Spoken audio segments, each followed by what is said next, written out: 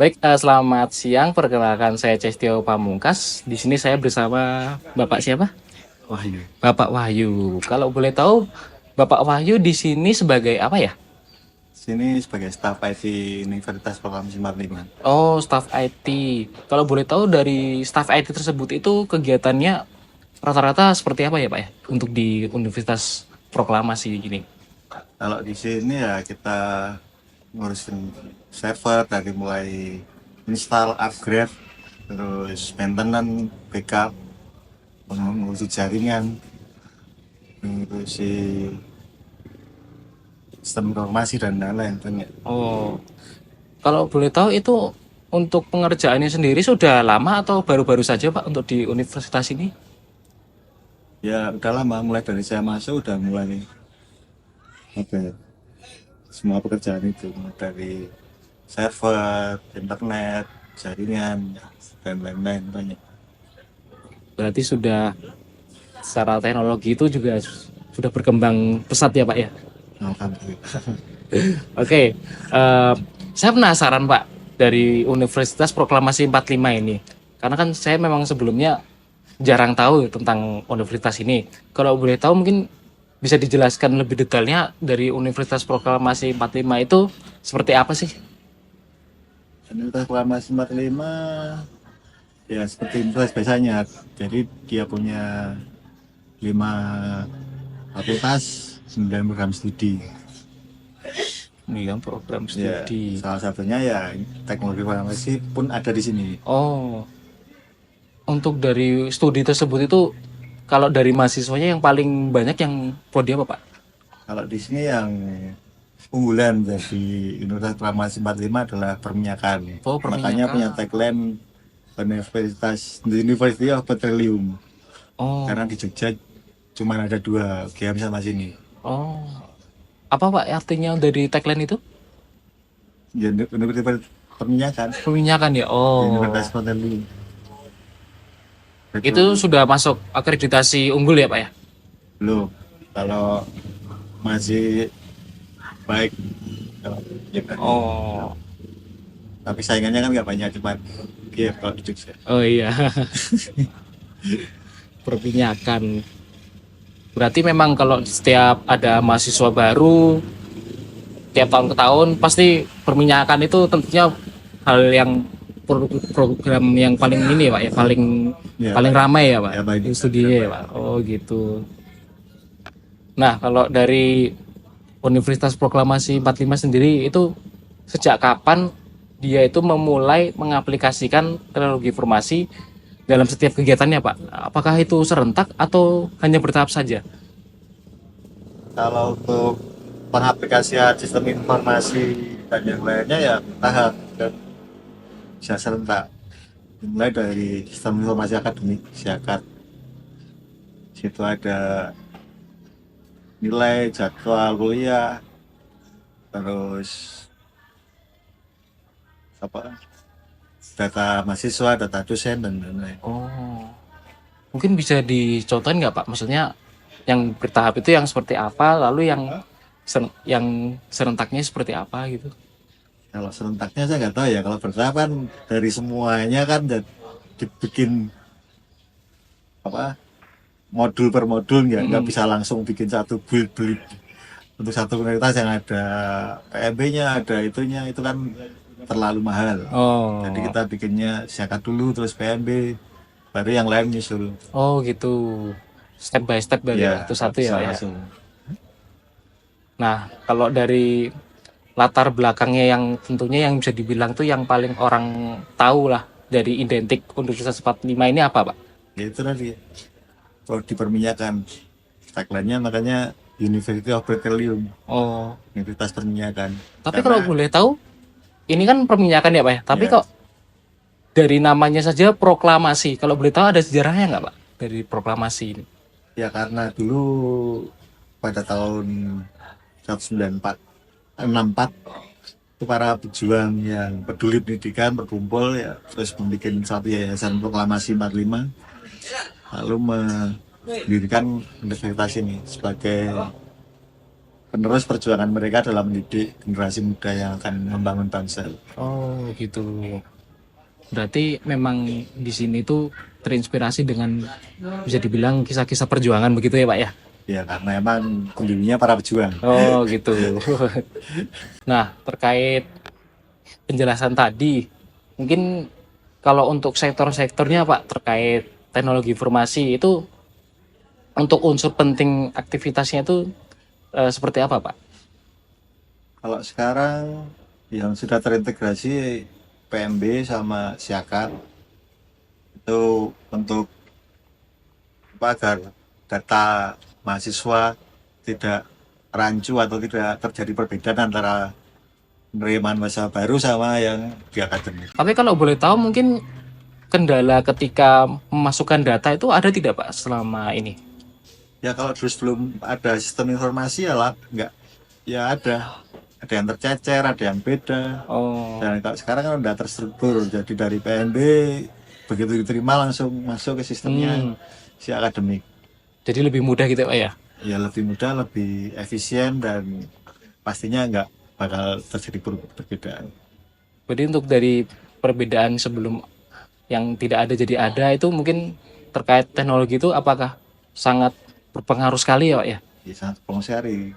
Saya lihat tadi kalau di PMB salah input, nanti di akademik juga salah, kan laporannya ke PDQ jadi ribet nanti. Oh, itu untuk mengatasi solusinya ketika dulu itu waktu masih banyak sering kesalahan dan keliru dan segala macam itu mengatasinya bagaimana, Pak? Kalau itu urusannya akademik ya, kita nggak begitu. Kalau Oh, itu ya harus bersurat ke PDQP harusnya. oh Jadi iya, untuk iya. pembetulan identitas mahasiswa dan pembetulan nilai itu kan urusannya akademik. Kalau di IT kan nggak mengurusi itu. Oh iya, iya. Baik, kalau untuk pengaplikasiannya mungkin bagaimana sih teknologi khususnya ya teknologi informasi itu sendiri dalam kegiatan belajar mengajar. Ya, tidak hanya mengajar tetapi seperti administrasi juga atau promosi dan prosedur serta regulasinya itu seperti apa? Kalau untuk belajar mengajar ya jelas lebih terstruktur untuk dokumennya. Jadi ada absen semua udah terbackup, nggak, jika suatu saat dibutuhkan nanti nggak perlu mencari di mana dokumennya, tinggal ketik di sistem informasi keluar. Terus untuk nilai jadi lebih, semuanya sama standar, nggak langsung asal nilai A B C. Jadi ada, oh nilai A itu dari ini dan ini, kan udah ditentukan oleh kampus. Kalau untuk promosi ya sangat mendukung sekali, soalnya banyak mahasiswa yang tahu dari IG, dari YouTube, sama webnya kampus. Nah, kalau untuk belajar mengajarnya itu apakah sebelum ada teknologi informasi itu kalau bisa dibilang yang namanya nilai itu apakah bisa di apa ya katanya diakalin atau gimana gitu ya? Kalau untuk nilai itu kan kewenangan dosen. Ya, kalau diakalin sih sebenarnya tetap bisa aja, tapi kan kewenangannya di dosen. Oh, Kalau sebelum ada sistem informasi kan dosen langsung laporan ke akademik, baru dilaporkan ke PDDB. Kalau sekarang kan bisa di cross check 2 kali semuanya. oh. Jadi lebih ketat lah ya, biasanya lebih Ya, jujur lah istilahnya. ya bukannya lebih ketat lebih jujur, tapi lebih terstruktur lah. Jadi Oh, kalau tugas nilainya segini, kalau ujian nilainya segini, kalau absen nilainya segini, jadi semua jadi sama. oh. Jadi nggak ada perbedaan antara dosen A dan dosen B tentang sistem penilaian. Oke. Kalau administrasinya Pak, sebelum ada teknologi itu mungkin apakah lebih lama atau lebih sulit atau bagaimana Pak? Apakah perbedaan itu signifikan sekali untuk administrasinya? Ya sangat signifikan. Kalau namanya manusia, kalau dosen kan kadang kalau banyak kesibukan mengumpulnya kan lama, kadang-kadang kalau belum ada sistem informasi. Tapi kalau ada sistem informasi kan langsung, Hmm. jadi real time bisa dipercepat. Nah, kalau mungkin kalau promosinya sendiri itu kalau dari Universitas Proklamasi itu menggunakan apa saja Pak? Kita ada Instagram, kita ada X, Twitter dulu, terus ada web, ada YouTube. Untuk TikToknya ada nggak? TikTok ada tapi nggak begitu aktif. Oh, kalau yang paling sering aktif yang mana Pak? Instagram terutama. Instagram ya. Oh, utamanya di Instagram ya berarti ya. Sama untuk ini prosedur regulasinya Regulasi tentang apa ya? tentang universitasnya ini. Maksudnya ya bagian apa tentang regulasi apa? Itu ada apa saja Pak biasanya Pak? Regulasi banyak. Kalau Kalau universitas kan regulasinya banyak. Ada Seperti- penerimaan sendiri, ada penilaian sendiri, ada penggunaan server sendiri, penggunaan laptop sendiri, kan banyak regulasi. mungkin yang- lebih kayak ya kita ambil aja servernya lah mungkin. regulasi di server ya, kalau ada permintaan dari mereka bikin surat permintaan ke server, ke ruang server. Kalau di ACC baru kita bikinin, baru developnya mau dari pihak meminta atau dari server gitu. Oke. Lalu kenapa pengaplikasian teknologi informasi itu untuk saat ini di Universitas Proklamasi itu sangat penting sekali secara garis besar. Ya, ya tadi yang jelas kan semua data terstruktur, semua mengikuti aturan, jadi nggak ada yang apa nama istilahnya ya itu tadi dosen yang lama mengirimkan nilai, jadi semua ada jadwalnya. Untuk KRS juga semua terinput, data dari penerimaan mahasiswa baru PMB sama akademik sama, kedekanan juga sama, jadi nggak ada perbedaan antara satu dan dua yang lainnya. Oke. Jadi untuk pengambilan data pun yang lampau lebih mudah karena sudah terbackup di server, nggak seperti dulu harus nyari ke sana ke sini. Lebih rumit ya Pak ya Ya, dulu ya? apalagi kalau pas ada pembangunan gedung atau pemindahan kantor kan lebih repot Oh lagi. iya. Semuanya dari mana-mana. Tapi itu sebenarnya dari tahun berapa Pak mulai dia tuh lebih menggunakan teknologi gitu? Dari yang dulu yang bisa dibilang rumit sampai sekarang tuh bisa dibilang Ya itu cukup mulai pembangunan dari 2015 kita di sistem kelas akademik yang lebih terstruktur.